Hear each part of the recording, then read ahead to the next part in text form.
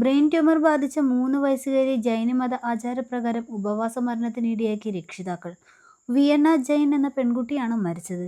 രോഗം മൂലം ഗുരുതരാവസ്ഥയിലായ പെൺകുട്ടിയെ ജൈനമതത്തിലെ സന്താര ആചാരപ്രകാരമാണ് പട്ടിണിക്കിട്ട് മരണത്തിനിരയാക്കിയത്. IT പ്രൊഫഷണലുകളായ പീയൂഷ്, വർഷ ജെയിൻ ദമ്പതികളുടെ മകളായ വീണയ്ക്ക് 2024 ഡിസംബറിലാണ് ബ്രെയിൻ ട്യൂമർ സ്ഥിരീകരിച്ചത്. മുംബൈയിൽ ശസ്ത്രക്രിയ ഉൾപ്പെടെയുള്ള ചികിത്സയ്ക്ക് വിധേയയായെങ്കിലും രോഗാവസ്ഥ ഗുരുതരമായി തന്നെ തുടർന്നു. ഈ വർഷം മാർച്ചിൽ കുട്ടി ജീവിതത്തിലേക്ക് തിരിച്ചു വരാനുള്ള സാധ്യത വിരളമാണെന്ന് ഡോക്ടർമാർ വിധിയെഴുതിയതോടെയാണ് ജൈനമതത്തിലെ ആചാരപ്രകാരം പെൺകുട്ടിയെ മരണത്തിന് കീഴടക്കിയത്.